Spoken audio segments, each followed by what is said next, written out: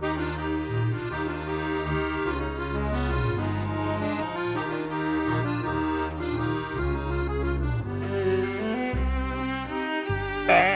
bam, bam, bam, bam.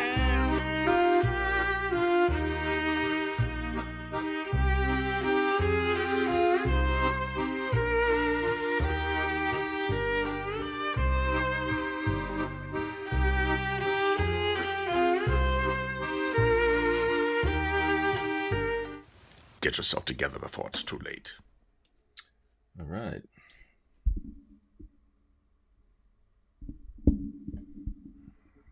I bet you your mic works.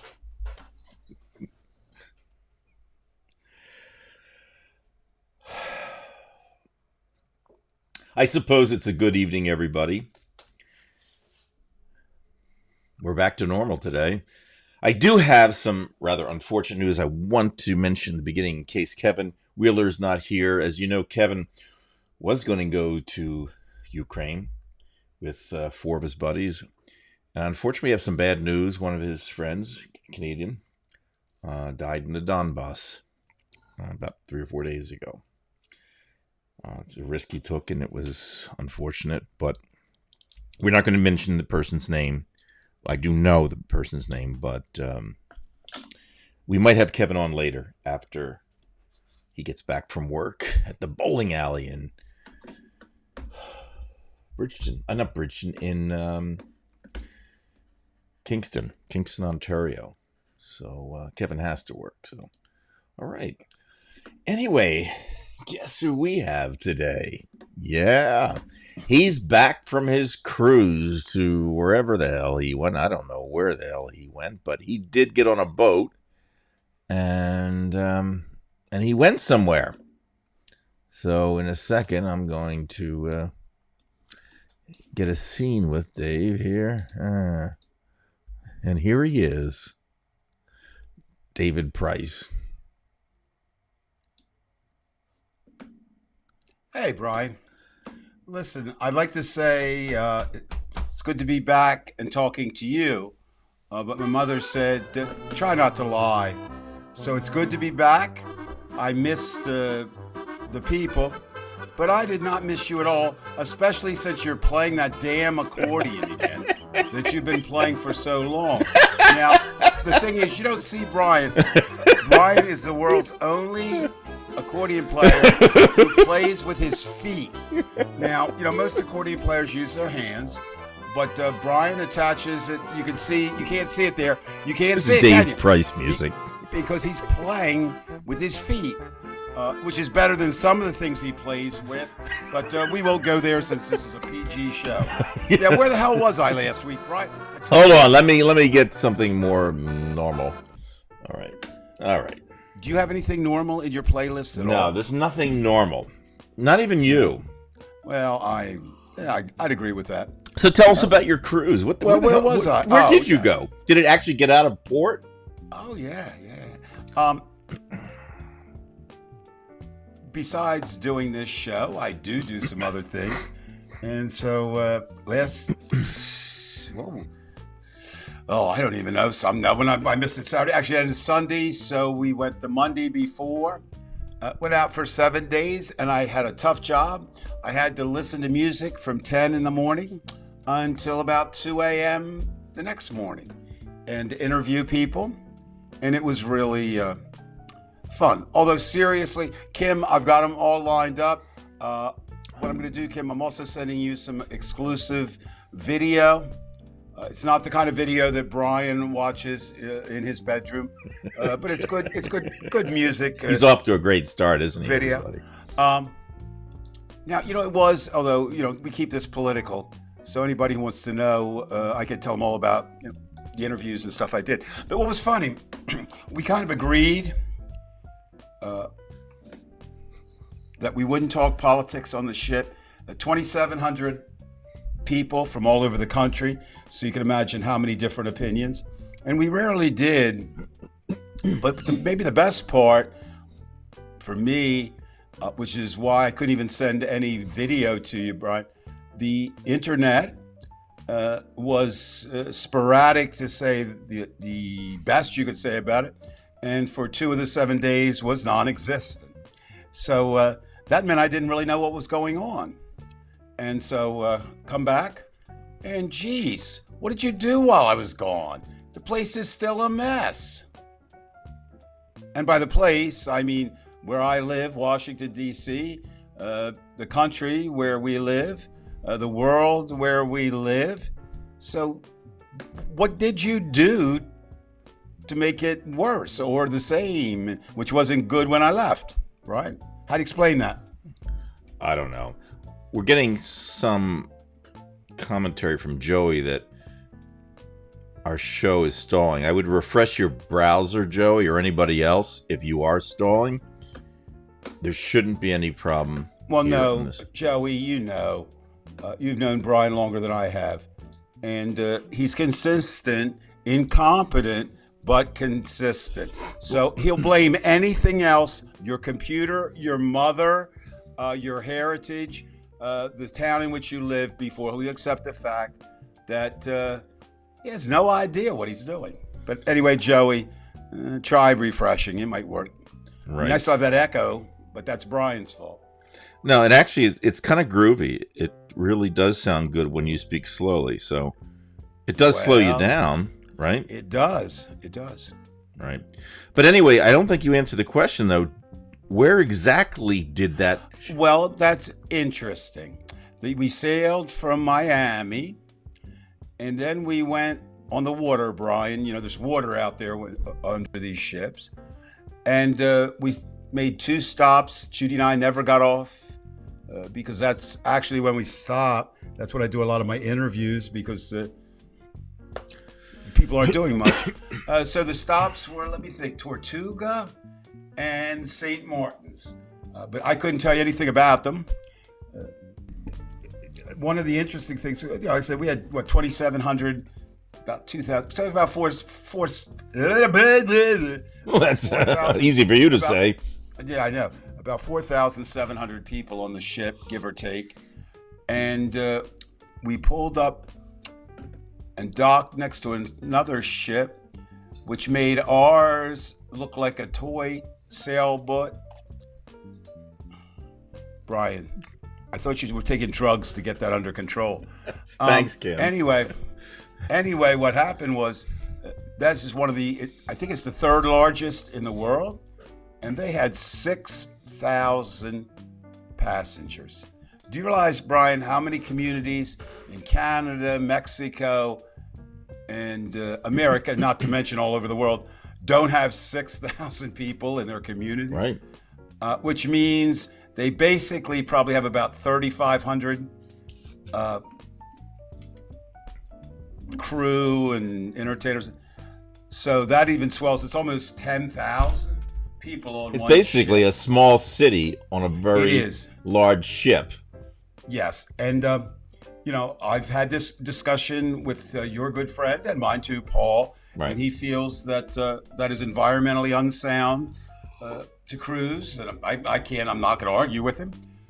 But I do it for a couple of reasons. One is it's for what I do. It's a great place because they can't run away from me when I want to interview them because they can't get off the ship. So it was old Isaacs, and I'm not going to bore the people, but I might talk about one person I met if we have time at the end. Do you remember the band The Box Tops at all, Brian? They're from the 50s? No, 60s. Oh, no, I know what you're talking about now.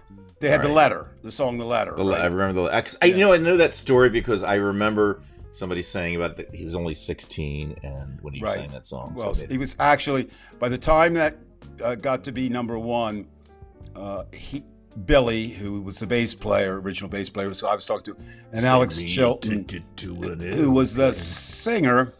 It was pretty cool, but that's probably the least impressive thing that Billy has done in his life.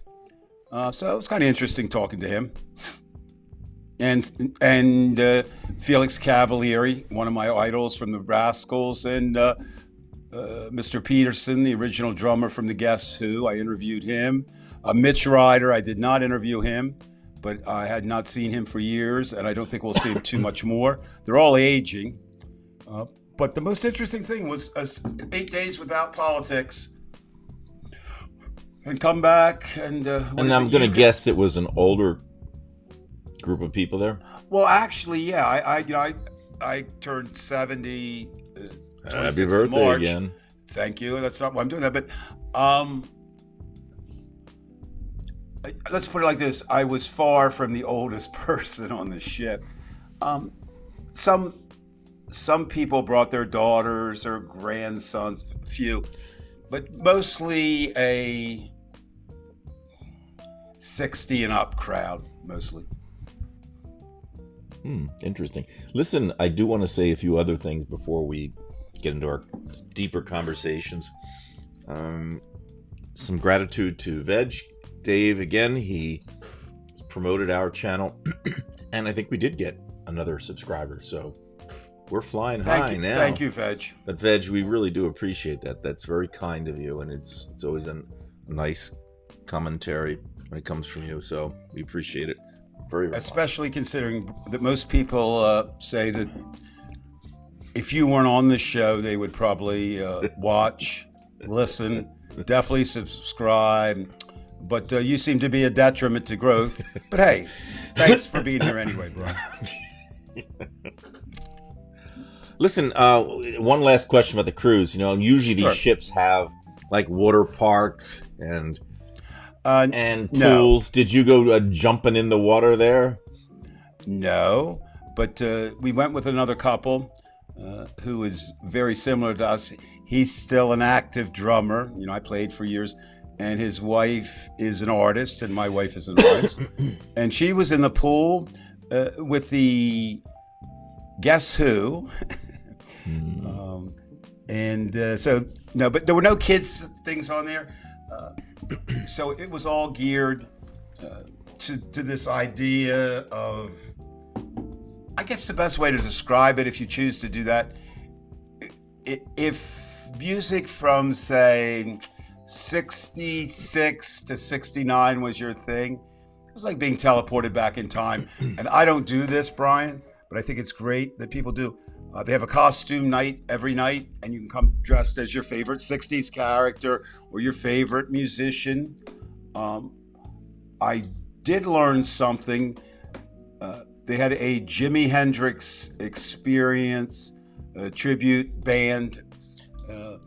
And most people were listening like this, with their fingers. He was loud. But I still like loud music. In fact, I climbed in. I do this every time. I know the keyboard player for the Vanilla Fudge. And I climb into the speaker system next to his and kind of try to scare him.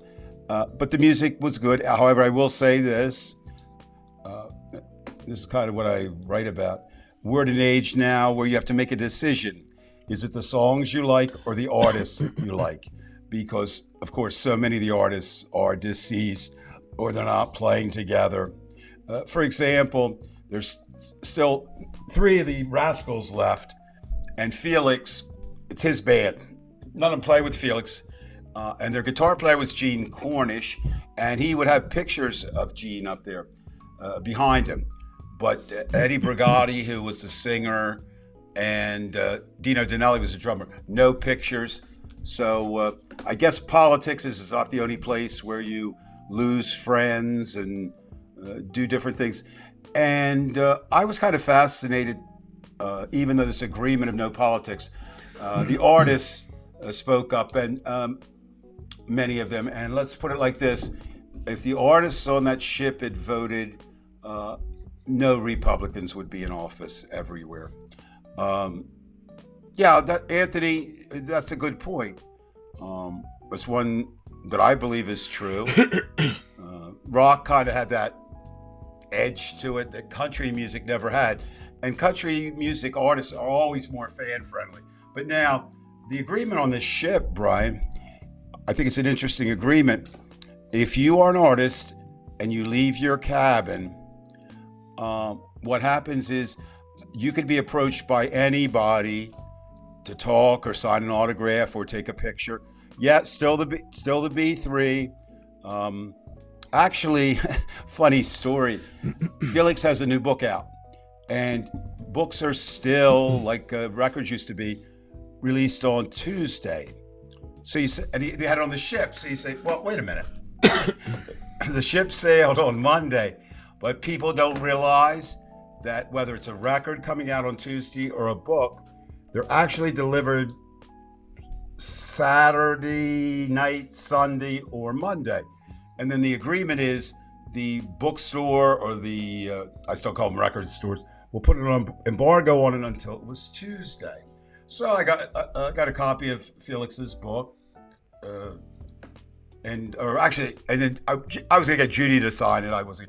But I took a copy of my book and I exchanged to Felix, sort of like I would say to you, Brian.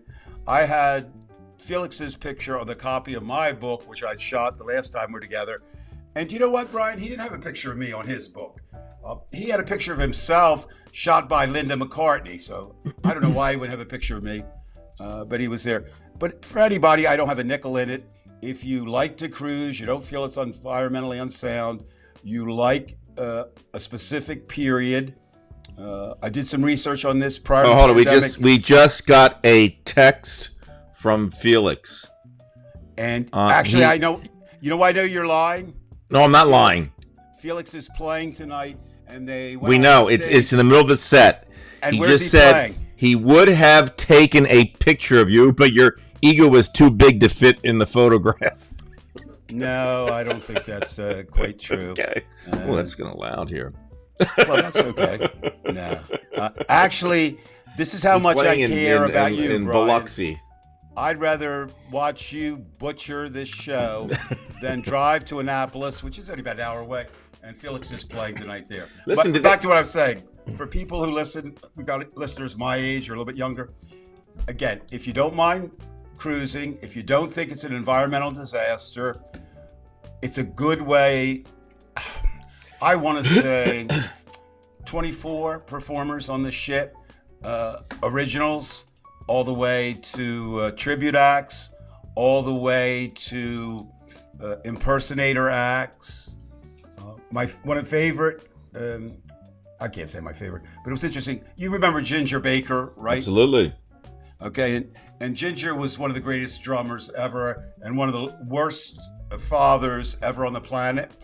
And his son, Kofi, now has put together a band with Eric Clapton's nephew and a couple of other players. They're covering Disraeli Gears and doing some other songs.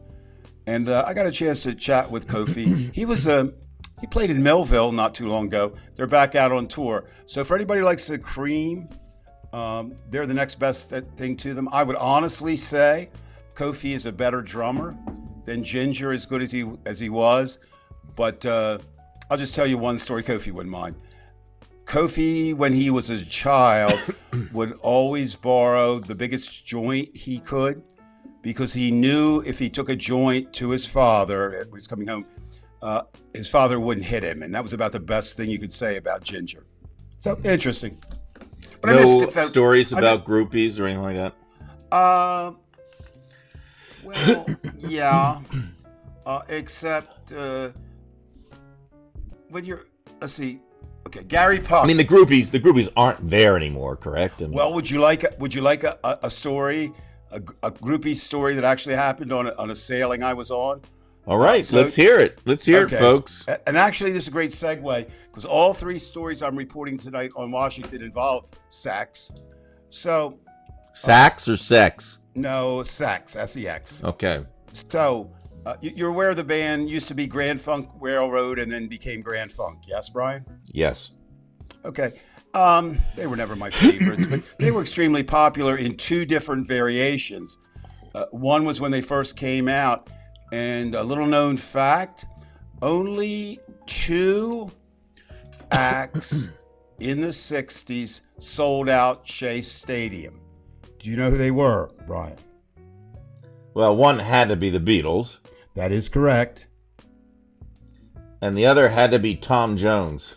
Nope, the other was Grand Funk, believe it or not. And Grand Funk sold out faster than the Beatles. So at one point... Wow, that's quite amazing. It is. They were basically a power trio without a whole lot of talent. Mark Farner had that long straight hair, and anyway, the drummer and the bass player, yeah, they're still there. Mark Farner walked off. He has his own band. So, as I say, they do these Q&As, and this woman stands up in the middle of Q&A and asks Mel, would you like to see your daughter? And she chose that moment to let Mel know that they had spent a night together, I believe, in Atlanta. And she had never said anything to him, but he had a daughter. Was there a lot of weed in the cruise? No. There's a lot of weed here in D.C. Not that he knew of. Oh, no. You still have a sense of smell, Dave? Well, the new stuff that's out there is really what we used to call skunk weed, and it really has an odor. No, it was a lot of drinking. But you know what's funny? I've even on a Southern Rock cruise. That was you just don't see people drunk. I mean, they drink a lot. They party. It's interesting. Who was playing? Somebody, and there was a noodle dancer kind of. Oh, the other thing, Brian, you could appreciate this, and maybe some other fans. COVID reaches everything, so I'll tell you 3 quick COVID stories. The Yardbirds never made the cruise because 2 of their members refused to get vaccinated. They thought they'd run the clock, and they didn't, so they weren't allowed on the ship. So the Zombies were there, and their keyboard player was Rod Argent, who also was the leader of the 70s band Argent. Even if you don't know who they are, you probably know their one single, Hold Your Head Up. And of course, the Zombies did She's Not There and Tell Her No. So to get on the ship, you had to get a test 2 days before, and then immediately before getting on the ship, testing with a negative. And so the bands were in Miami, and the Zombies tested, and 3 of them tested positive. So Rod and Colin. Is that the 3 you're talking about there so far? Because I just want to add something here that Anthony was wondering if I had long-term COVID because I've been coughing. Oddly enough, I took a COVID test last night because my supervisor had it, and I was near him, and I had to get it tested just because I had people coming over yesterday, and it was negative. But Brian, I was speaking of tests. I was more concerned. Did you get your syphilis tests back and your gonorrhea? And what were they showing? No. Clean. All right. So anyway, I do want to say though that I was working out in the yard using a chainsaw around allergies, ivy, and so you're going to hear me coughing tonight. But it's not long term. But you know what? Think about this for a minute, everyone. If Brian were coughing 4 years ago, we wouldn't pay any attention to it, right. Thanks, Trev. I will tell you, Mr. Trev Beef 5, I actually made it till 2 a.m. one night. I was pretty proud of that. The thing is, I don't know if any of you used to go to, tested positive for being zombies. You remember, I assume some of you lived the same or relatively same life I did. And you'd go to those festivals. I didn't go to Woodstock, but I went to a few. Or you're out of day and you get hot and you're tired. Same thing on the ship, right? You think, oh man, this is great. Music from 10 a.m. And on a really hot day, it's hard to stay out there. Let me just finish those and we get on to the politics, because this is about COVID, which is part about politics. So what the Zombies did is they gave the people something they'll never hear again, maybe. So Rod Argent, who's the keyboard player, and Colin Blissett is the singer, and they really are the Zombies. They did a 2-person acoustic show, which was really something else. So it was a chance to see them stripped down, not clothing-wise, but music-wise. So there's 2 COVID stories. Yardbirds don't come at all because you have to. Now, The one that I didn't know until the end, the Hollies, were one of the, I guess I could say one of the few bands that I ever just didn't see whom I kind of liked. And they were on the ship only two from, they'll be celebrating 50 years in 2023. So they've been together 49 years. And the guitar player and the drummer. So I listened to them. They have a really, these people like Grand Funk has a singer who's been with him for 20 years, but not, of course, not Burton Cummings and those guys. So the Hollies got done and they said, we want to bring you a message from someone you might know. And they have these giant screens in the one theater. And I don't know what the drummer looks like, but it's a drummer. He's back in the room in Miami. So I said, okay, he can't play for them. And what happened, Brian, you've played music long enough to know this. These bands get techs, right? So usually the keyboard has a tech. Usually all the instruments have a tech guy, right? Who travels with them. And guitar techs and bass. And they switched they switched drum techs. So this guy had only been with the band 2.5 weeks. And he played the two sets that they had to do. So it's kind of interesting to see somebody step in like that. Now, politically, which this is a show about, so you got the COVID tie-in. Felix spoke at length about the troubles America is in now. Few others. But the big story I'm still trying to get, which is a political story, and the drummer, who is the original from Guess Who, promised me, once he wouldn't tell me on the ship, but he would tell me later. When Nixon was in office, he had two daughters, if you remember, Brian. And I'm not real sure which one, but one of them was a Guess Who fan. Of course, they were from Canada. Was it Julie Nixon, the one that got married to Eisenhower? There was Julie and Tricia. Julie Nixon and Tricia Nixon. And I forget which one, but they were big Guess Who fans. And as you can imagine, the president, even during those times, the war and everything, president invites you to play at the White House, you're probably going to go, unless you're going to make a statement. And they went, but Nixon's people said, under no circumstances were they to play the song American Woman. Now, a lot of people think that's always, beautiful. No, it's actually an extreme anti-American war image song. And Randy Bachman, who I was very fortunate, got to interview a couple of times. Randy tells me how that happened. They would come from Canada, drive in the United States. They'd always start on the West Coast before they were wealthy enough to fly. And gas was cheaper then in the United States. So they would go in a van, right? They would tour like, you did, Brian, we all did back in those days. And so they would stop at this one gas station.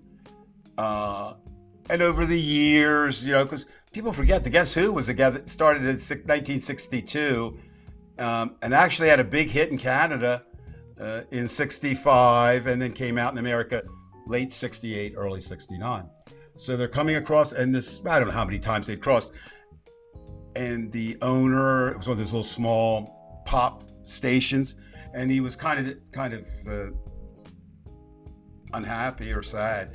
And his son had been drafted and been put in the Army. And of course, you said about Kevin's friend tonight, it'd be great if we lived in a war where we didn't need warriors. We don't. And one of the things warriors risk is not coming home. And of course, the father was worried about this. So on their way from California to, I believe it was Houston, they played a couple shows. And during that time, Randy wrote American Woman. So a protest song.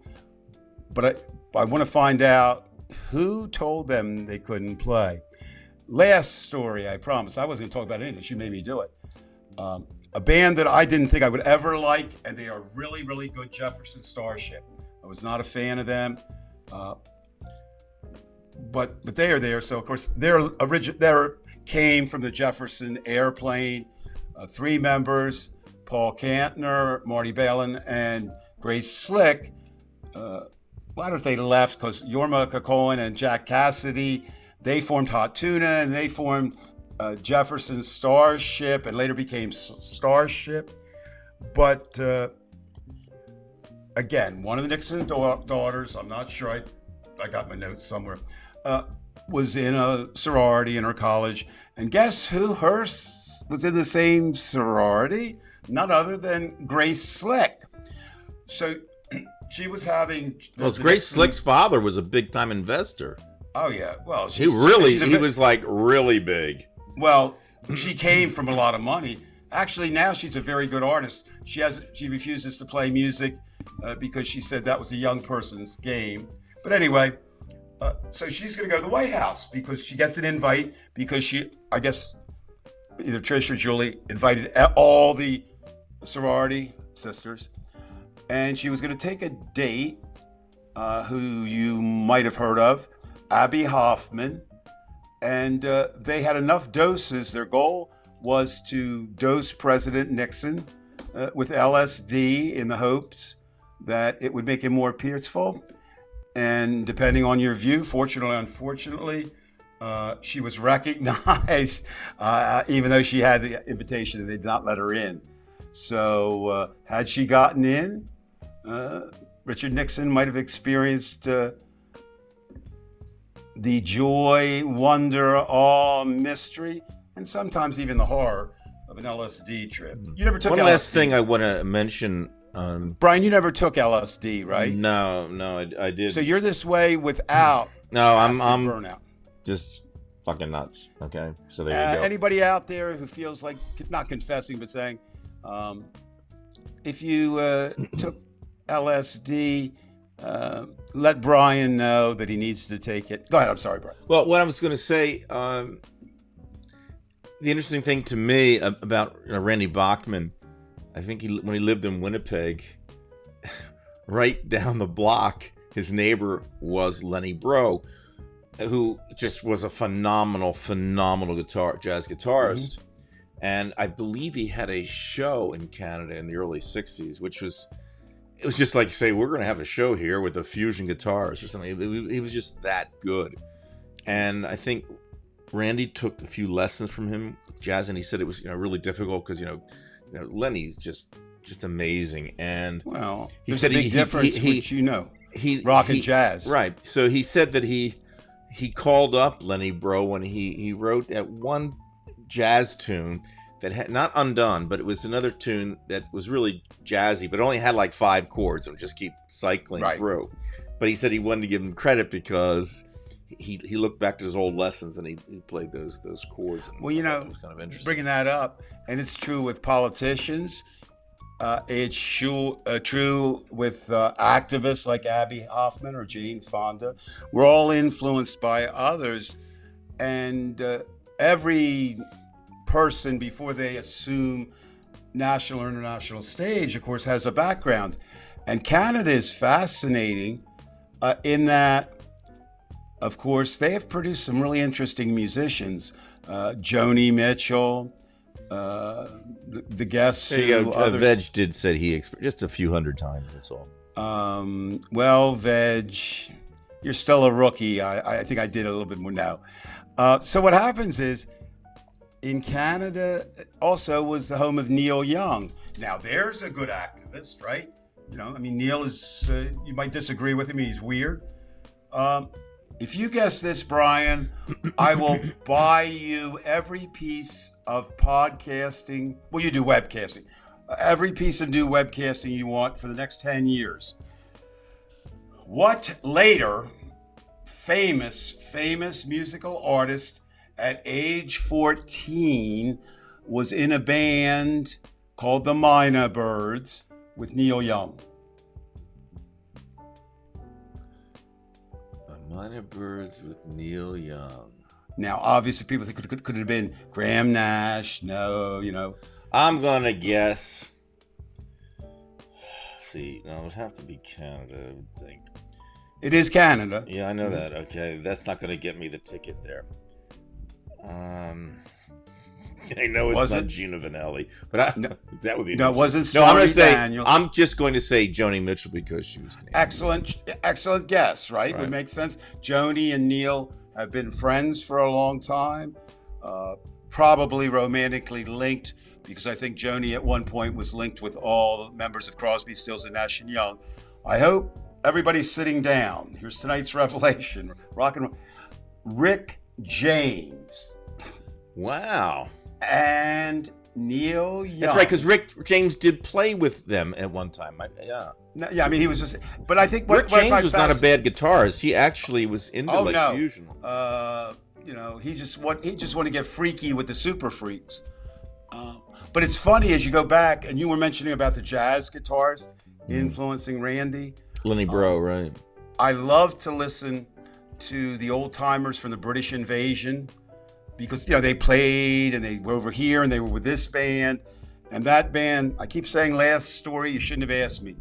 I don't know if anybody in our listening audience knows who Jimmy Vivino is. I know who Fred Vivino is. Well, we talked. That's the only thing we already talked once. Uncle Floyd. Uncle Floyd. But anyway, Jimmy was the original music director for Conan O'Brien the whole time he was on the air, all 3 or 4 of his shows. He also played in what I consider to be the greatest Beatles tribute band in history, the Fab Four.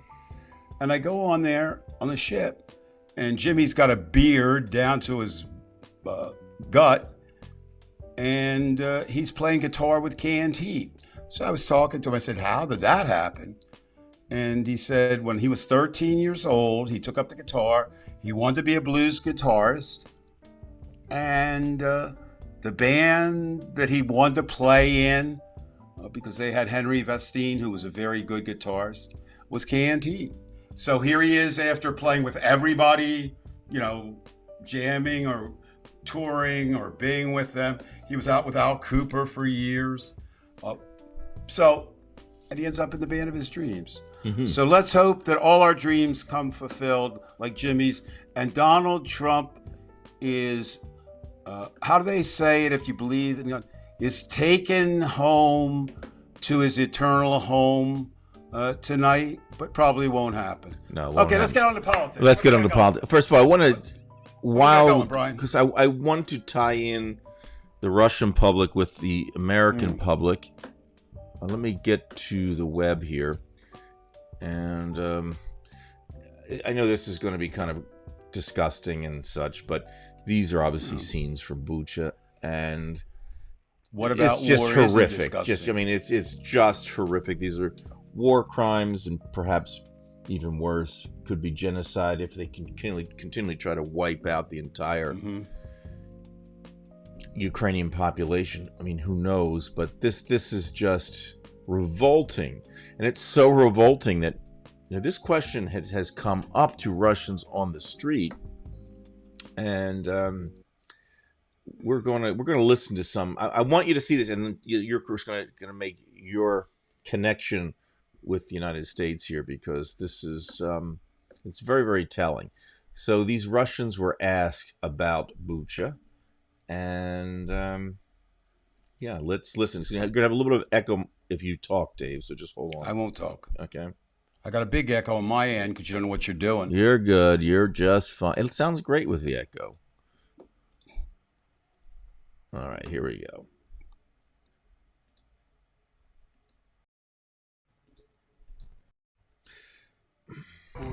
Про ситуацию в Буче.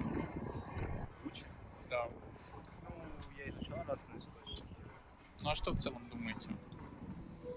Мне кажется, имеет смысл говорить о том, что это провокация. Я не знал об этой ситуации.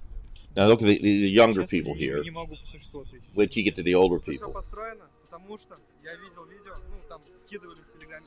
Камера, едет БТР, там трупы валяются. И когда кадр заканчивается, труп поднимает руку. Вот, поэтому я думаю, что это все информационная война. Мне кажется, у нас несоответствие фактов. Я вот что. Верить одной и другой стране я не намерен, поэтому я просто отстранился от всей этой истории, потому что иначе можно потечь крышкой. Ну, во-первых, насколько я знаю, было, когда ушли сначала русские войска, туда вошли украинская милиция. И никаких трупов там не находили.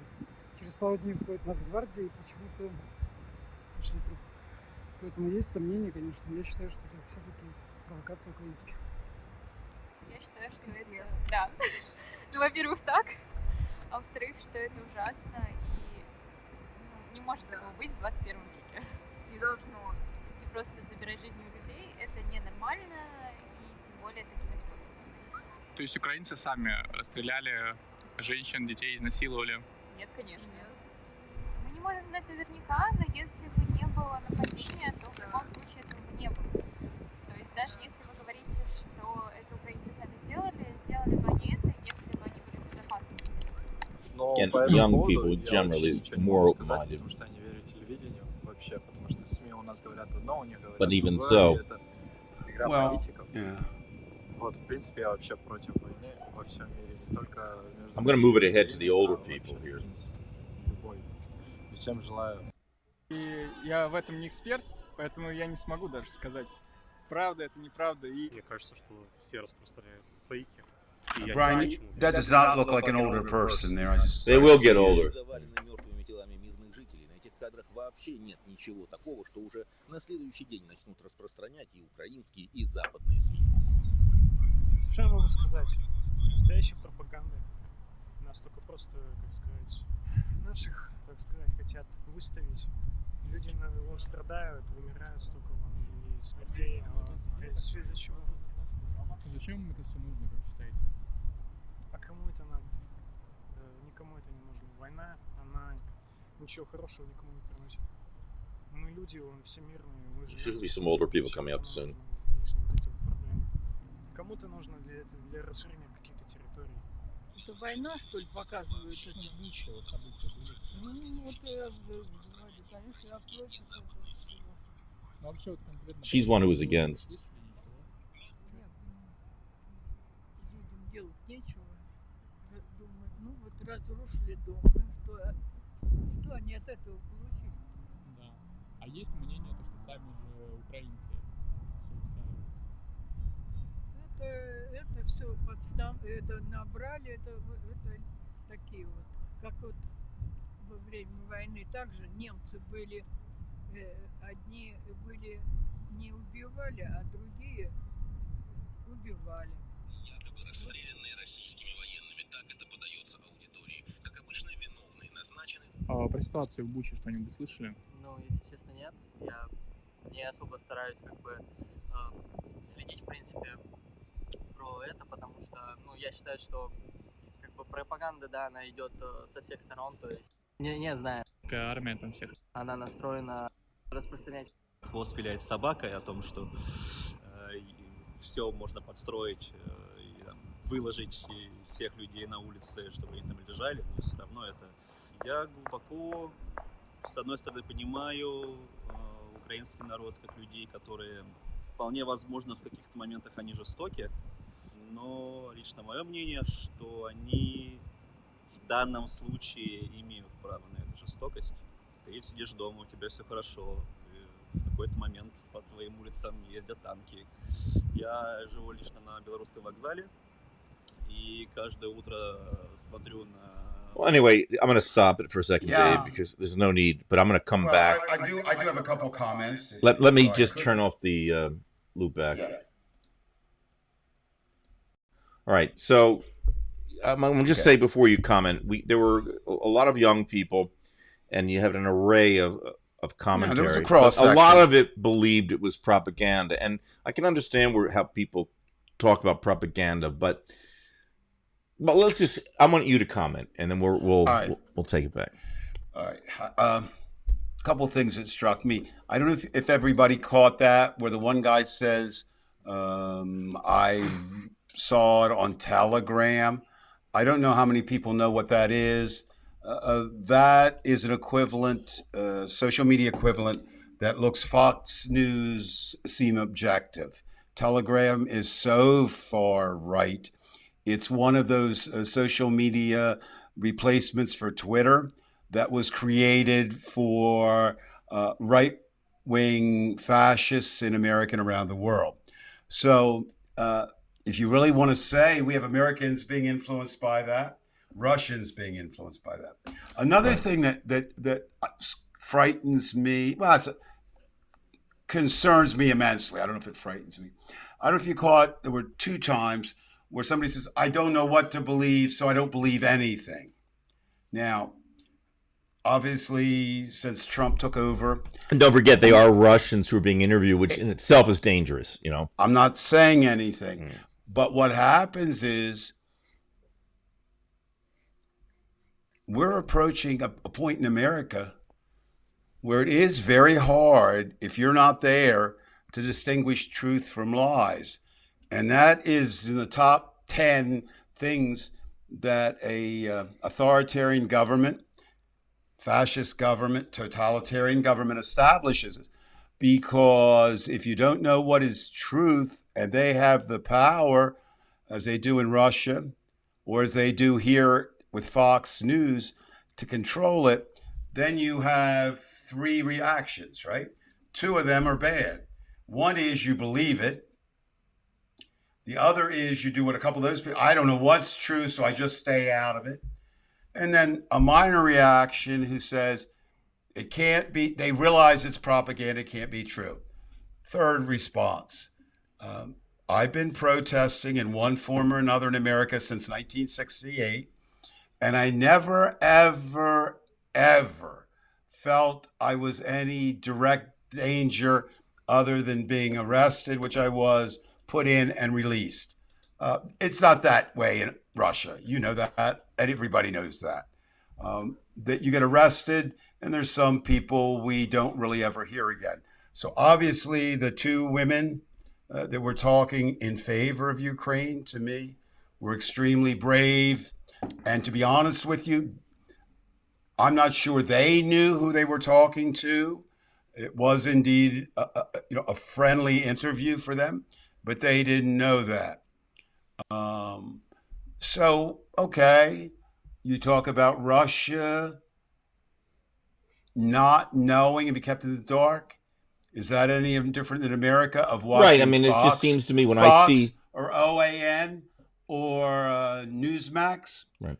But look at the individual, though. I mean, I didn't show one of the people. It was an older person, and she, lock, stock, and barrel. She was for Putin, and it sounded exactly like a Republican who, thinks Biden's a piece of shit, and Trump is all that. It's the same thing, which again goes back to this idea that this Goebbels type propaganda is so effective that you just can't get yourself around this. Brian, I have a question for you because you know Russia far more than I do. So I'm speaking as literally an ignorant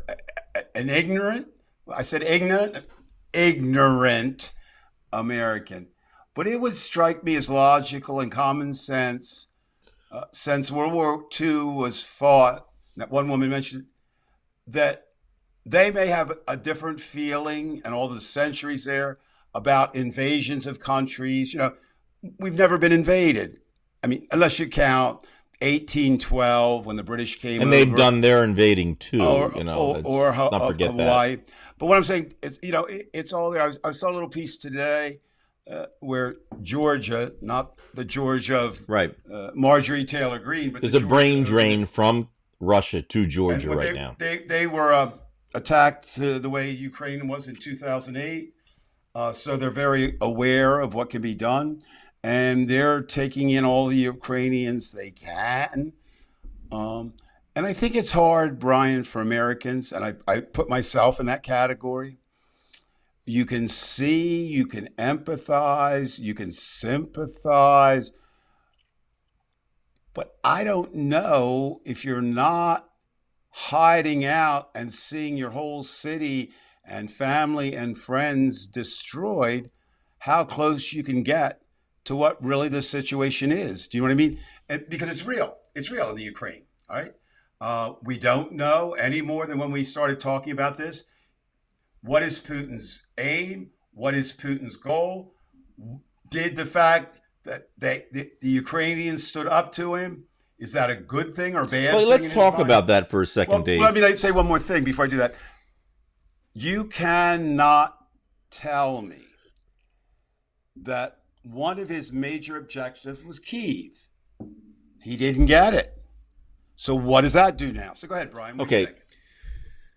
Because it's just been my opinion that it has a lot to do with the fact that you have neighboring countries that are doing better, and then the Right. Russian population is doing poorly. But Hal Sparks took it in a different direction today, and that was demographics. But I thought it was a really, really interesting proposition. He said that the rate of with offspring in Russia now is 1.2. And even though China has, over 1 billion people, they're having problems now because everybody's having one child. And he said that it seems as though Russia's been doing everything to increase that rate, but yet everybody's leaving. And they're getting the brain drain, like right now. And, Every day. And, China has offered money for people to have more children, which, again, this is a country with 1 billion people, but, this can quickly turn itself over. And his point is that Putin probably realizes what's going to happen to the Russian army. It's just going to get smaller and smaller and smaller. They don't have the people to pull from, and already it's a sloppy army. It's kind of obvious their techniques, but I'm not saying that is the cause and that he's absolutely right, but it's certainly up there. I mean, I certainly. So I understand what you're grabbing saying. more territories, you get more and more people in there, and then intermarriage, blah blah blah, and there you go. I don't think that's certainly not far fetched. Because that's where it comes down to with numbers. I If you're talking think that's on the army. table as something considered. I think he may well believe that when it was the USSR, it was better than Russia. Let's go, Russia alone. So there's that. There's the fact that I'm sure in his mind, and again, it's hard to get into the mind of an evil person, but I'm thinking if he isn't crazy, and I don't think he was a few years ago, I can't say anything now, he doesn't want a NATO nation, right?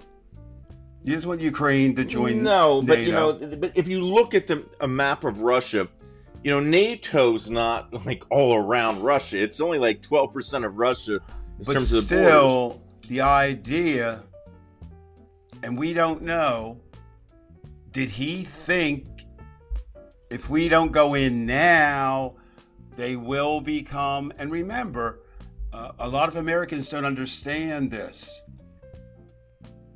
As I believe it to be, and maybe you could say I don't understand it, but this is how I read the NATO Pact. If a Russian missile overshoots a site in Ukraine and lands in a Polish town, and X number are killed or injured, and Poland decides that's an act of war and declares war on Russia for that, we and all other NATO members are obligated to help them. Now, that doesn't necessarily mean we send troops, but it certainly would mean weapons. And look, Putin's sitting there saying, man, if those, whatever word he uses, in the United States weren't sending these missiles and this stuff, we'd be partying in Kyiv today. So we've talked about it before. I'm glad that I'm not the president of the United States to make this decision, because if you see the pictures coming out of the Ukraine and you have any kind of empathy for people, you want to do basically what Kevin's friends and Kevin tried to do. Go over and fight. And if you can't fight, you want to send them money, you want to send them support. But that angers Putin, right? But nothing would satisfy Putin. So on one hand, you have people on Joe Biden's ear saying, go in, this is our chance, they bomb them, do whatever. On the other hand, you have people saying, oh no, we've got to maintain because we don't want a cyber attack. We don't want nuclear war. And I think nobody in America wants either one, but that could come, I guess that decision could come outside of our decision-making influence, because if Russia does either of those, we're going to have to retaliate in some way. And so do we retaliate in kind? Who knows? The only way to go to bed and feel good tonight, if you're not Vladimir Putin or somebody who believes in Vladimir Putin or somebody who believes that Russia should annex Ukraine, is for this damn thing to end, because only bad things happen in this type of war. Now, you could say bad things happen in every type of war. That's true. But obviously, when you have a free, relatively free nation like the Ukraine and a complete, I don't even know what to describe, because it's Putin. I mean, a dictatorship, I guess. In Russia, it's clear which side you should support. And, does Zelensky have any options? I mean, he's talked peace, but, can he surrender anything? Do you ask the bully, yeah, okay, you punch me 14 times and punch my mother and my grandfather and my girlfriend and my little baby, but we'll let that go. By the way, did you hear, Dave, that bullies don't stop, Brian? Putin replaced. Here he is. Let me show you a picture here. We'll go back to the web. Essentially, it's just admitting that you've made mistakes here, and you're which not I understand doing well. is so not here easy there is for Putin to do. Here I'll try to make it a little larger here for you guys. I don't know if I can do here.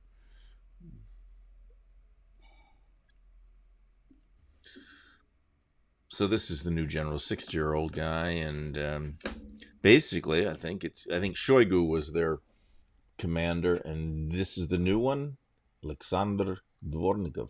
So, well, think about that, Brian. Let's use a sports analogy in America. When I live in Washington. Washington Nationals are going to lose a hell of a lot of baseball games this year because they're rebuilding. They won't fire the players. The owner won't step down. They'll fire the manager. Isn't that kind of what Putin did? Generals don't win or lose wars, but they have the responsibility. And what I find interesting, I have no idea how tall the new general is, but I don't think he's probably 6'6", right? I mean, no. I mean, Putin's probably around 5'7", 5'8". I was going to say 5'9". And isn't it interesting? They even have a name for it, Napoleonic complex. But isn't it interesting how many people of small stature try to make up with that, with bad behavior, whether you're an owner of a business or a dictator running a country. By the way, I think I believe I heard a report that the Russian government is not really responding to the calls of a lot of parents who are concerned about their soldiers, because obviously we don't know how many deaths there are, but they're in the tens of thousands, maybe 10, maybe 20,000. Who knows? Easily. But there's enough. I mean, again, I'm not there counting bodies, but if you figure that they had to give up a couple of their objectives. A lot of tanks were destroyed, and there's usually 3 or 4 people in those tanks. That's what I'm saying. So, yeah. So they're going to be held accountable, and I think that's why they probably admitted Peskov he's just like Sean Spicer. He's a liar. He did say that there was a lot of, he didn't use the word deaths, but losses, great losses of life, that kind of thing. Of course, and of course, interesting how we don't even need to lie sometimes. We can just shade the truth with semantics. We do it all the time, and it's done in every language. But with that That number, is- Dave, let's suppose even if it was as low as 10,000, we assume it's Okay. probably around 20. But 10,000 parents, they're not getting any messages. They're going to eventually be pressing the government. And then those 10,000 parents have relatives, and then the relatives know friends. And then it becomes a big problem. So even a country as tight-lipped as Russia with their propaganda, they have to address that with those type of numbers. True. And they probably need a fall guy, and so Shoigu will be the fall guy when it's really, obviously. Yeah. I know that Russia is technically not communist anymore, but that's just a technicality. And so, in that type of situation, I've only spent 10 days in an actual communist country. I was in Cuba for 10 days. And I asked when I was down there, I said, I don't see much of a police presence. It's not really. You don't see a whole lot of military. And I said to a guy who I was talking to, his office, he talkative, or say to the least, and not completely sympathetic to Fidel and his regime. He said, Fidel does not need them. Every block has its informer. So I would assume it's similar in Russia. And the question becomes, how do you've been there a couple times. It strikes me as a place where you can be imprisoned for simply asking the right question, right? In America, we're not quite at that point yet. I think that Donald Trump would take us there. I think the Trump lights like Ron DeSantis or Youngkin, the current governor here, He's a real winner. The woman you find the second most sexually attractive woman in America after your wife, Noam out in the Dakotas there, might take us there.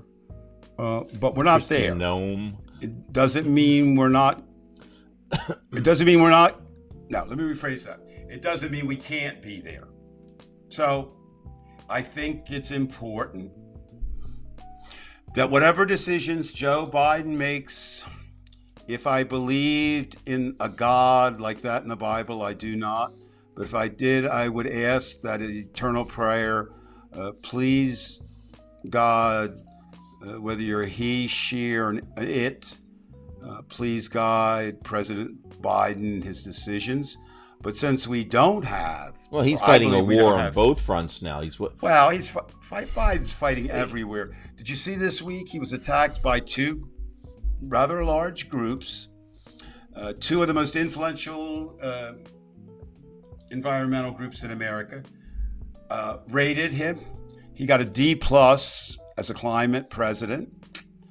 That doesn't sound like they're going to really back him, that much. Right, but the point is he wants to do something about climate change, and these people actually know it. They just think he can go like this and get the Republicans to vote. It's never going to happen. You have to attack the Republicans. Perception is reality, though. And in this day and age, I'm going to carry this step further. Perception is more important than reality. It's not even perception now. It's propaganda is reality right now. Well, that's the same thing. Right. But what I'm saying is... It's not reality, though, right? It's not reality, and you can't accept it. You can't even passively accept it.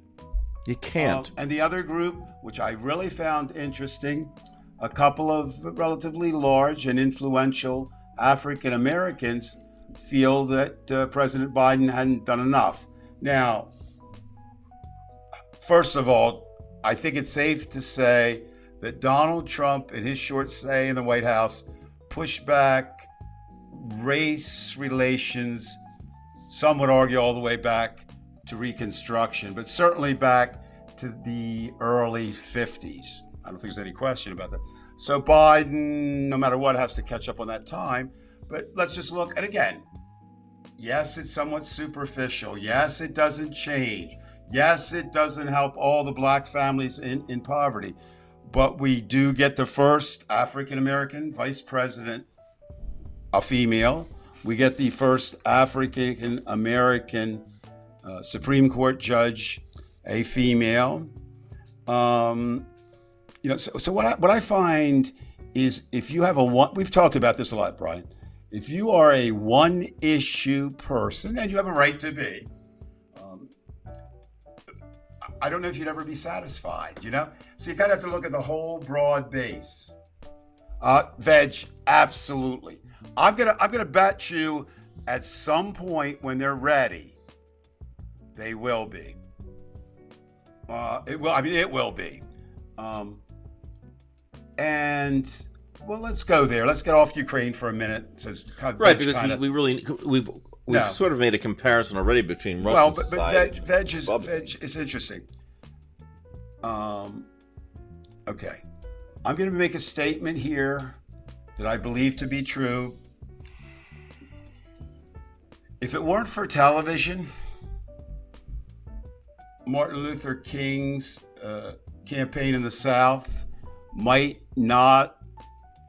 Well, I know for a fact it wouldn't have happened as quickly, but it might not have succeeded at all. Why? Just like, we're in the dark about a lot of things. People were saying up north here in the 50s, it can't be that bad. And then we captured Bull Connor in Alabama. We captured the dogs. We captured the fire hoses, hitting those kids with a force hard enough to break bones. We saw 4 young girls bombed. And we kept seeing this and kept seeing this and kept seeing this. Television, whether we like it or not, and now Twitter, Facebook have taken it a step further. Pictures have always been powerful, right? And now we can see things. So I would hope. One of my problems with government has always been its lack of transparency on all sides. So certainly I would be a big proponent of what Veg proposed, televising everything. I'd like to see the deliberations of your favorite, Bill Barr was your favorite Attorney General, of Mr. Garland. A lot of calls down here, Brian. A lot of calls. I tell you, I'm about done with him. No, I'm saying a lot of calls for him to do something. Yes. Even a call now, which is the first time. Again, it might have been the week I was out cruising. There are some fairly influential people calling for Biden to replace him.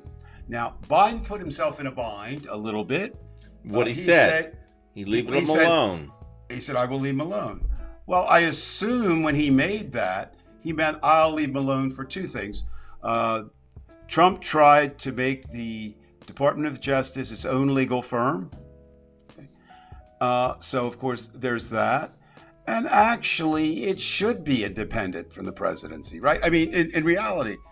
But I would argue with anybody that Donald Trump, if he did anything, the thing he did was expose and serve as a catalyst for the dark underbelly of America and throw everything out of whack that we believed before. So I would hope that Merrick Garland, if he's listening tonight, I doubt it. Merrick, it ain't the same. Okay, let me do that. Let me do the commercial. This ain't your grandfather's Department of Justice, right? Now, and you know what? He came out tough against the Russians 2 or 3 days ago, and I thought that was Merrick. Yeah, I mean, it was because they're going to put more sanctions on. He's talking like shit, and I thought, wow, why are you doing this with the Russians? Well, you can't do it with Trump. You've seen the memes. We've all seen them. Look at the Ukrainians and what they're doing to keep their freedom. Shouldn't American elected officials do as much to keep ours? And that's a great question. No, Kim, no. And I don't know that. I think there'll be a lot of pressure.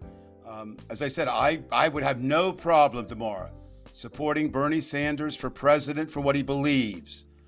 I'm just not sure he could get elected, but I did not back the Democratic candidate in either.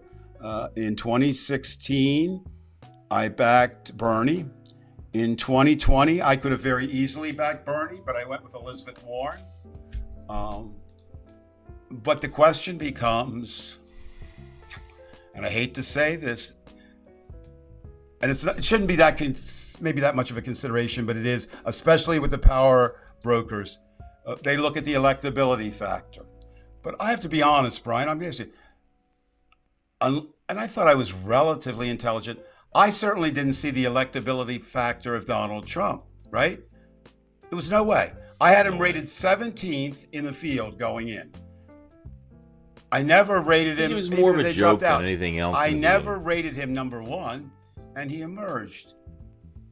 What happens is, and I throw this out, and please, anybody out there, comment on this, because this is just something spinning around in my head.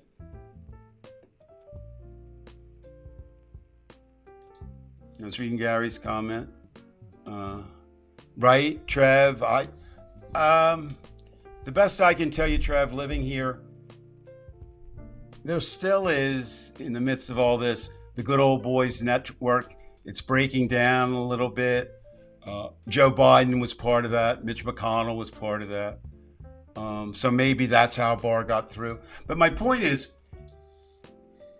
for the good of America, I think we should have an extreme leftist candidate maybe run. My son and I argue all the time. He still thinks a centrist is better for America. I don't disagree with that. He still doesn't think a leftist can win. But I'll tell you why. It may be that time.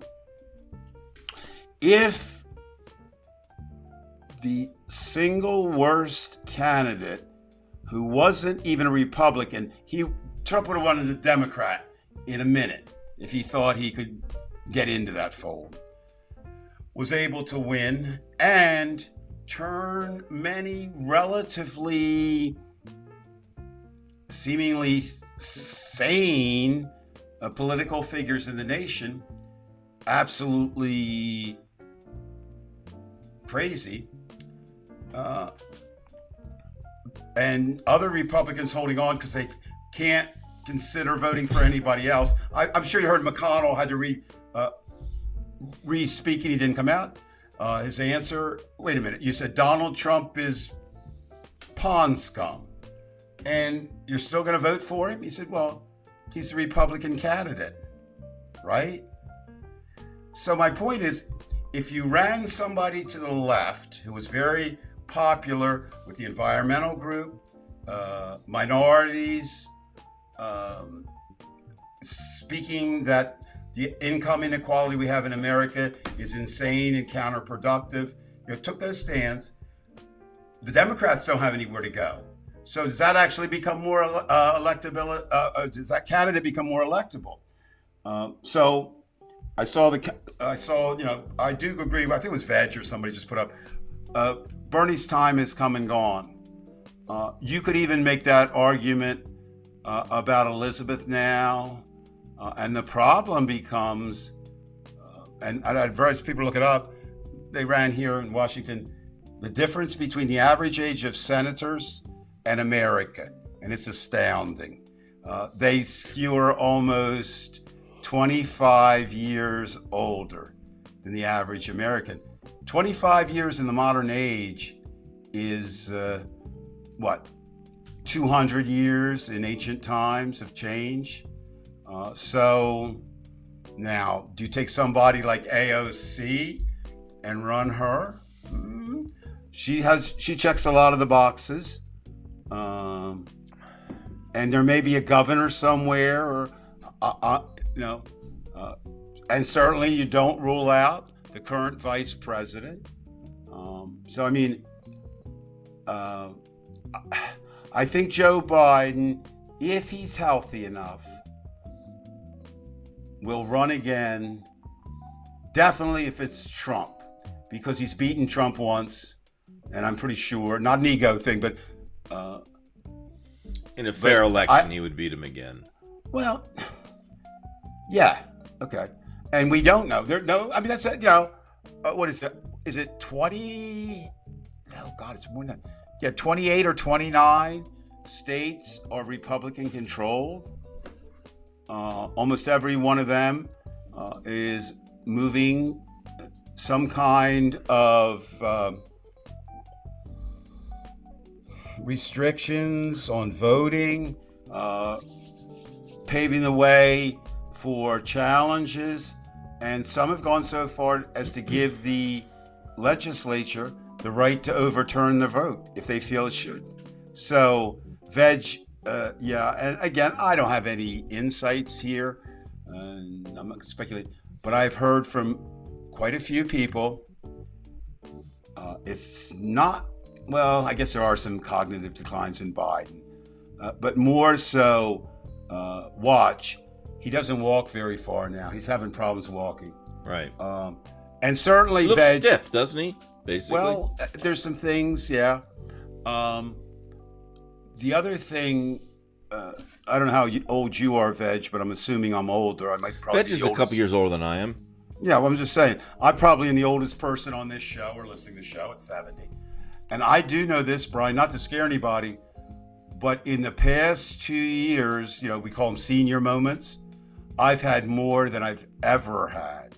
So you don't have to show me scientific evidence that cognitive abilities decline with age, even if it's something as simple as remembering things. And also health, right? What was the age? I think, Brian, wasn't it? Did I read one time, human body begins to decline pretty much after the age of 34. Yeah, something like that, right? Like peaks there, and then, whether it's teeth, bones, well, Kim, that's true, but I did a lot of drugs too, and I was okay till about 65. Yeah, okay, we all know Biden, but let's look at it. Somehow, Brian, and maybe you can explain it, I can't, Biden's job numbers are really good. Nobody heralds that. Is that the press's fault? Somewhat. Is that the Biden administration fault for not having the message? Part of it. Is it the fact that no matter what Joe Biden says or any Democrat says, we don't believe him? That's part of it. Is it the fact that people have decided that they would rather not work than work for robber barons who don't pay them enough? I mean, think about it. If you make minimum wage, you can't live. But let's look at this new $15 an hour. Okay, sounds, well, that's a doubling. You're a single mom. You have 3 kids. You have to find child care. I mean, we have to do things in America no matter what. And one of the things we have to change is we have to get insurance away from employment. That is obscene and absurd. Education will go all night, but we will simply say this right now. Boards of education that aren't fighting are listening to parents who have every right to complain, but they don't have a right to dictate what books are in there. They do not. And you've got in Tennessee, they now have lowered the age of consent in marriage. Do you know what the new age is in Tennessee, Brian? In Tennessee? 4. New age of, no, not quite that bad, almost 10. Age 10. Now, you show me any 10-year-old, female or male. I agree, Veg. Pittance is you might be understating that. And I know you are. I mean, I'm just saying. So let's use my next door neighbor. He doesn't live there, but his buildings are there. Is it equitable? Is it fair? Is it right? Is it just? Throw all those words out. Can America survive with I think the newest is 39. I read billionaires in America, but some who are approaching $300 billion. All you have to do is rewrite the tax codes. Why don't we rewrite the tax codes? The Republicans are opposed to it, but there's a lot of Democrats who get financed by big money. AOC would rewrite them. Bernie would rewrite them. Elizabeth would rewrite them. I think the whole squad would rewrite them. I think Stilwell would rewrite them. I don't know.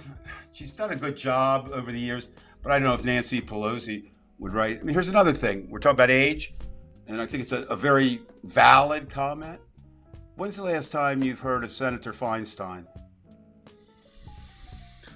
Look, she's out of it, and they don't want her name out there. That's exactly right. Okay. Age will do it to you, you know. And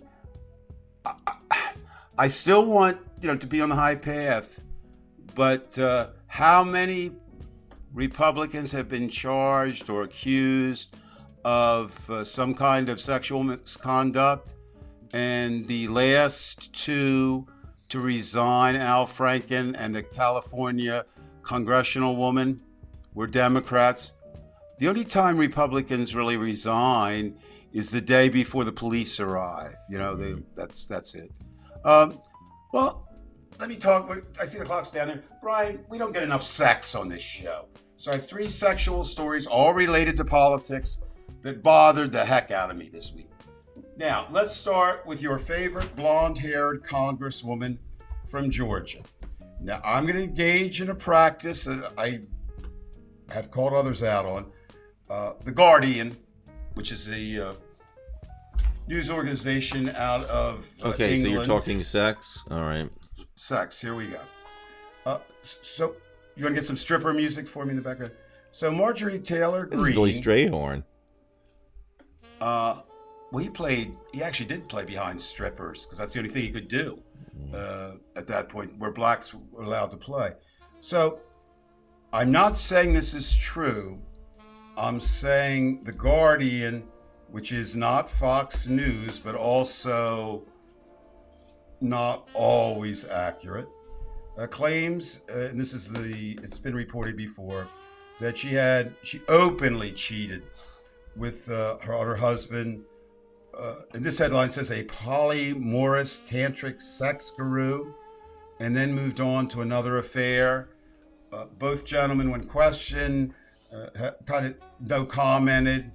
But people who were there, it happened in a gym she belonged to, and I think actually worked there for a short time in Georgia. Alpharetta, which was next to where we lived when I lived in Dunwoody. I don't really care, and you shouldn't either. None of us should care, except Miss Greene and her husband and the person that if she did have an affair. But where that opening comes for me, she wants to dictate the morality. Yeah, and she's of talking America. about pedophiles. The whole Republican Party keeps talking pedophile. Well, do you know who's a registered a registered sex offender? Lauren Boebert's husband. That's not made up. Okay?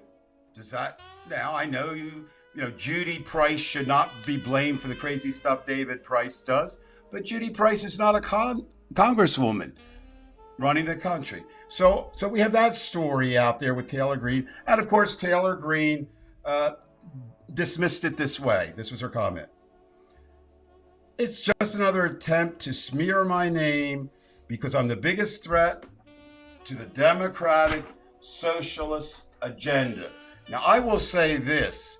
If the Democrats have a socialist agenda, they're the most piss-poor socialists in the history of the world. Let's move on to your favorite, I believe, North Carolina congressman, definitely 26-year-old congressman. That is the one and only Madison Cawthorn. All right, what's Madison do a week ago? He, and I quote, on a podcast, lengthy statement and just not a passing one,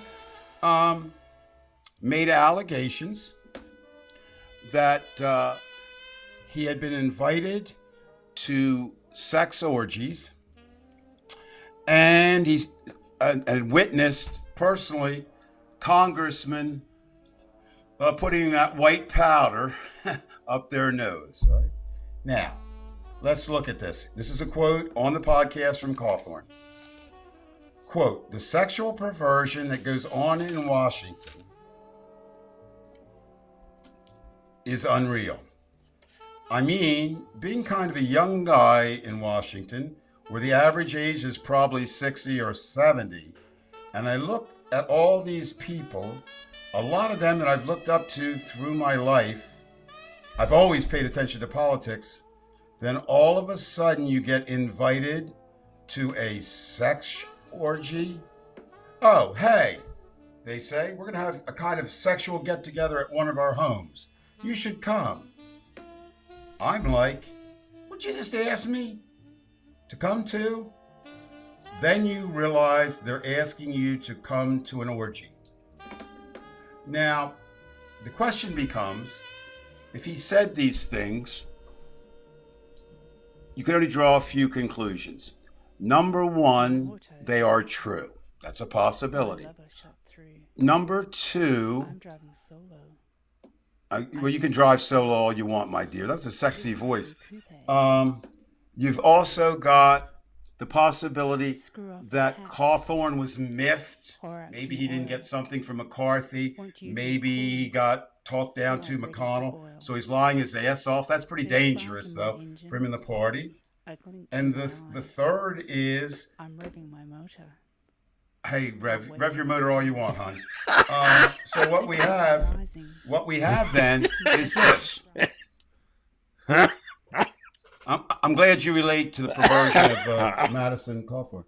So what you have, Brian, then, is a continuing theme. And the last one that I get to is the most disgusting and revolting of all of them. It'll be sexual.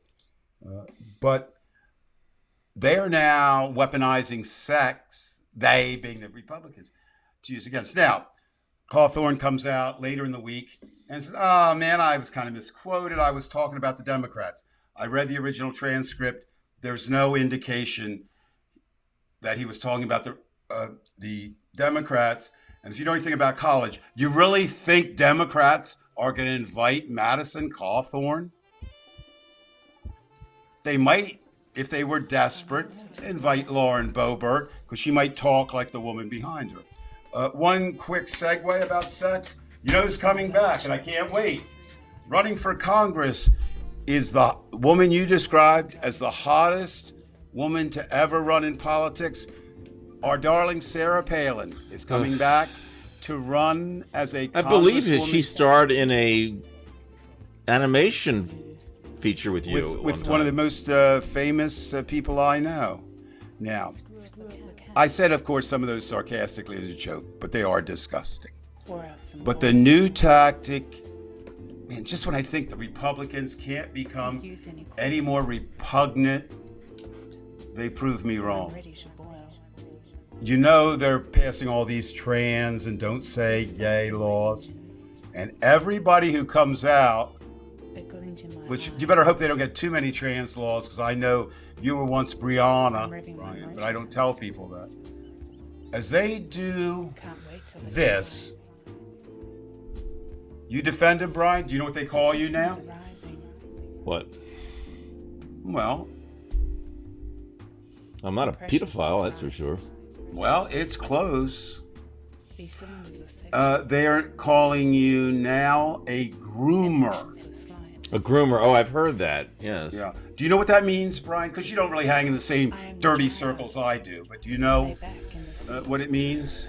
I don't know. Somebody who enables somebody? I don't know. Well, close. A groomer is a term usually used for males, but can also be used for young girls who literally grooms someone for sex. Now, maybe... Wasn't that Ghislaine Maxwell? Well, it's everybody who's ever done that. But, you know, words have a funny thing. And the last, I just looked it up, The last 6 Washington elected officials who had homosexual relations with younger, guess what party they were from, Brian?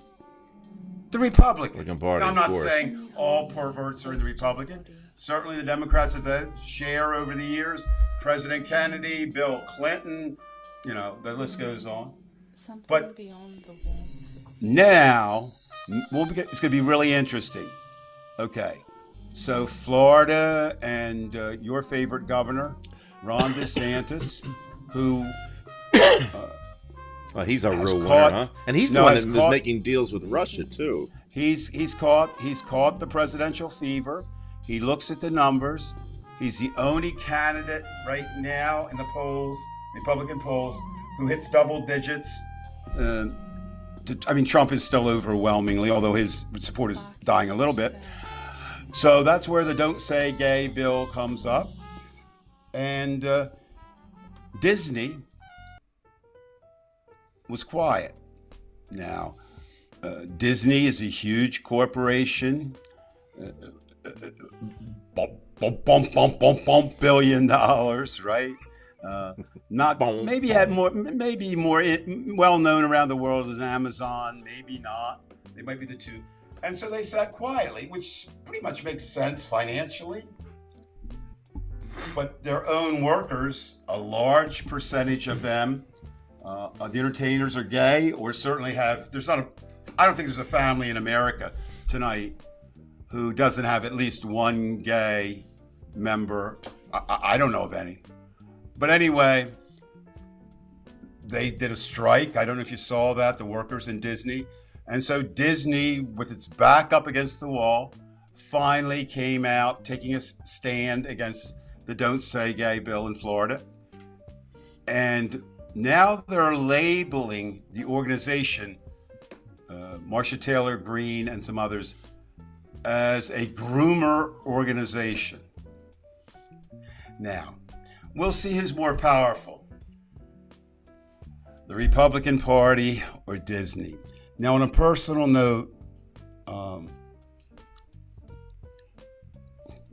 I just want to say this directly. I would love my granddaughter, no matter what she would do. But in Australia, she picked up the radical thread. She marched in environmental things. Tonight, she called me and she said, in Alabama, they've just passed the anti-trans series of bills and into law. And she said, Grandpa, what can I do? And we talked for about an hour about options and things. And we came up, because she was worried about getting suspended. I told her, don't worry about that. I said, if you're going to take a stand, and I'm speaking to all of us. We can't just sit here and talk about this on Saturday night, Brian. We have to get out and do things to stop all this stuff. So we finally decided that she will be going with a T-shirt that she found that says, "Be kind to trans people, especially in Alabama." And she's going to go to school wearing that. It's pretty cool. But we all have to do that, of whatever it is we can do. Billy Joe, I never smoked crystal meth, but I put quite a bit up my nose. And I never did what Brian did. Brian, I promise I wouldn't say this, but this has become a kind of a sex drug show. Brian heard one time that if you put cocaine on your phallus, it made you last longer. The problem is he'd never done cocaine, and so somebody gave him crushed Drano, and he put that on his phallus.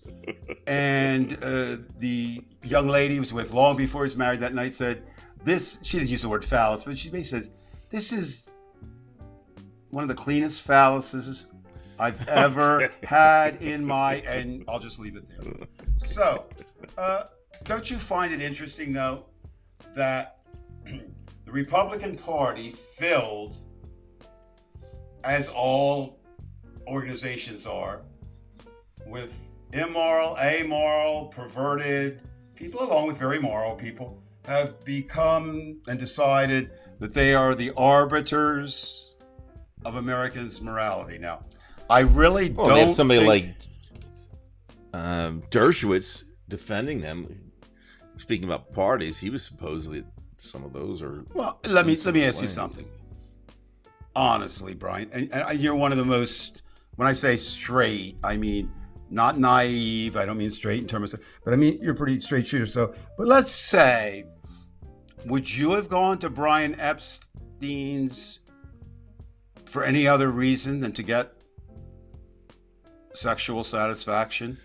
He offered nothing it's else. obvious with something like that. That's what that is, and it's because you could say. I mean, Bill Clinton doesn't have the best, cleanest track record for women. First of all, just on its own, sex itself it's such an impulsive, strong force in our lives. It's almost debilitating because you cannot. You have to pay attention to it, even if you kind of like. What was it? Gorbachev would say, sex is over here and the rest of your life is here. But you have to pay attention to it because it's always affecting you. It's always driving you. True. But when you start throwing these extra things in, like the parties, that's a real dangerous kind of, I think what, was it Bill was saying? Billy Joe was saying, because now you've got things breaking you down where at least when you're level-headed, you can kind of say, "Oh, I mean, because it's bad enough, right?" I don't want to say bad because it's a great thing. No, I know, but it's such a, right, like I say, it's so debilitating because once it takes the brain out of commission, and that's the way it is. Absolutely. Okay. Now, I believe that, and I've done some things where my brain wasn't in such good commission. If my Stormy Daniels, who did sit on my lap, completely naked, with only her 6-inch heels.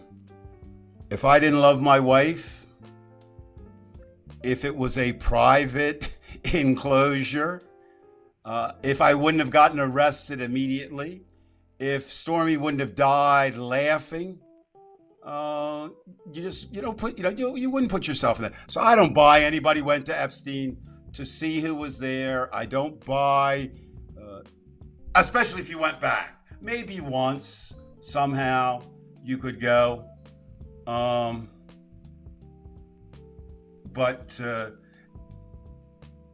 again, we have to come back to what we know. A friend of mine who was a fellow reporter when we started out together, Mark Brown, he ended up as the leading communication aides for Congressman Bill Hughes, which represented the district before you got Jeff Van Drew. And Mark would tell me, we stayed friends, we come down here, and he said, man, he was laughing. He was being sarcastic, but he wasn't. He says, do you realize, he said, within these hallowed halls of Congress, you can get anything you want, literally. Anything. And he said, and I have to tie up with one of the straightest, most straight arrow congressmen, and indeed Bill was. You can't tell me it's any different today. So, Madison, I think we can clear up this situation. So I'm speaking directly tonight. Yeah. Oh, Veg. It depends if she doctored her pictures or not.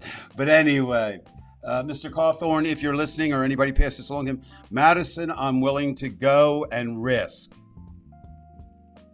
You know how I feel, Madison, about Republicans, but I'm willing to go and risk. As a recovering drug and alcohol addict, I don't think the drugs will bother me. I've been around them when I was using them. I've been around them when I'm not. But I'll check out that orgy and get back to you, let you know, Madison. So next time you get invited, you don't want to go, my phone number is 856-305-3206. So Madison, give me a call, man. I'll be there. I'll be there, Madison. So Brian, I see the clock on the wall, and I feel Not bad. I've done a lot of talking tonight, but remember I had it cooped up from last week. Yeah, you had to make up for 2 weeks. Or No. whatever it was. What else is on your mind? I'll try to be quiet. No, I mean, it was just basically what I was kind of leading into with this thing with Russians being like Americans in terms of the right wing. They fall for the propaganda, and I for example, I saw who was it? Sean Penn was on Lawrence O'Donnell, but then he was on Sean Hannity, and he came right out front and said, "Look, I don't trust you." And Sean Hannity said, "Well, we promised we weren't going to talk about politics." And Sean Penn said, "Yeah, that's great." But then he kind of did. He said, "I believe in the Trump doctrine," and then it just he's. And Sean Penn was actually too nice to him. I would have just said, "Look, you just overstepped the boundary." And again, what I'm saying is, I think that the biggest problem that we have to deal with right now is Fox News. I mean, Brian, they're the an ones. argument out of They're me. just like what the Russians do. They have to be stopped. Now, how do you go after Fox News? That's the key. There's some ways. I don't know if it would be effective. You don't go after Fox News. You go after every and all of their advertisers in some way. That's the start. Well, Dominion did a good job of suing them. And then on those, any group that does have even a weak case, tie them up in the courts. Another, which may change, my understanding is there are two sons who are in contention when old man Murdoch dies. One would take it in a different direction along with his sister. The other could be like Eric or Donald I just don't Trump see it Jr. happening. Worse than the father. Okay, but I agree. worse. Yeah, I see that. Yeah. And my problem is all my what word am I looking for?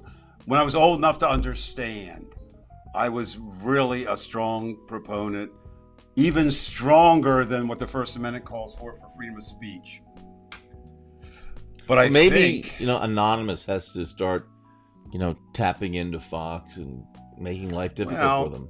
Yeah, and the problem becomes, though, Brian, and when I was talking to my granddaughter today, we were talking about it.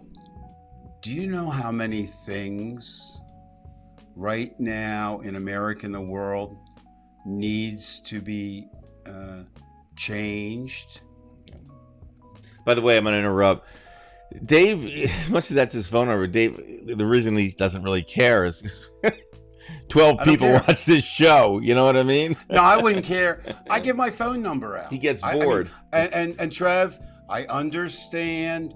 I'm assuming that your mother doesn't give her number out and gets prank calls. The problem is today, if you're on the internet, by the way, people, I would like to repeat, I wouldn't repeat their names unless they gave me permission. I haven't asked. But two of our most significant posters on the Facebook page, I've been approving their posts for a month now because they fell afoul of Facebook. Right. Neither case would stand up in a court of law. But however, that's the problem on the other side.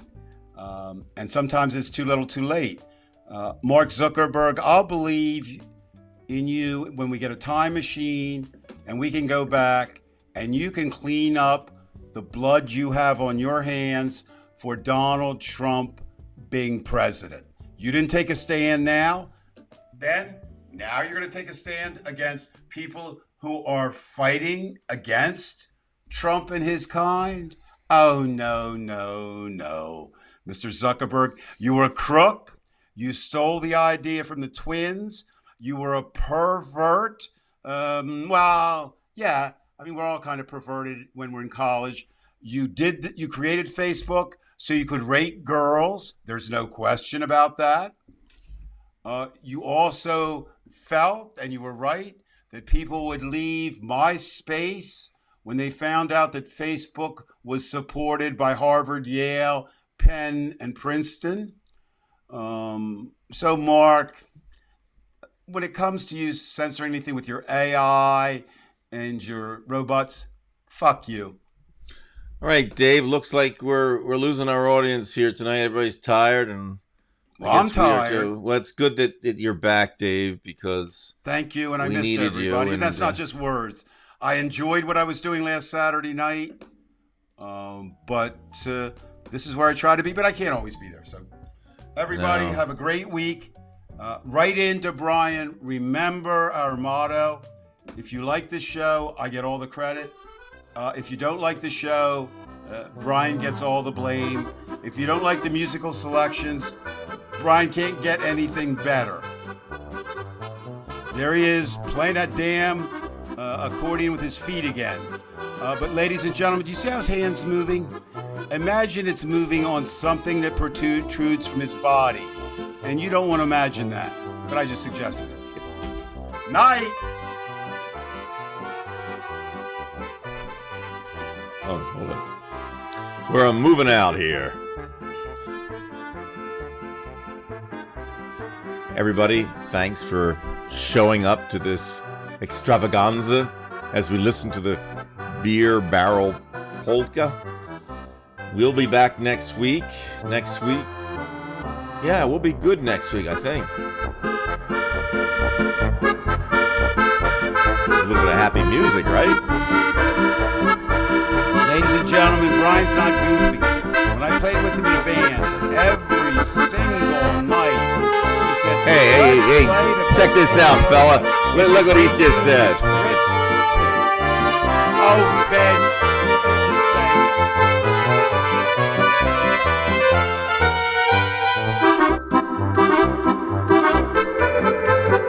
Ladies and gentlemen, you're seeing a man break down in real time and reveal who he really is. Night. Thanks, dude. Night.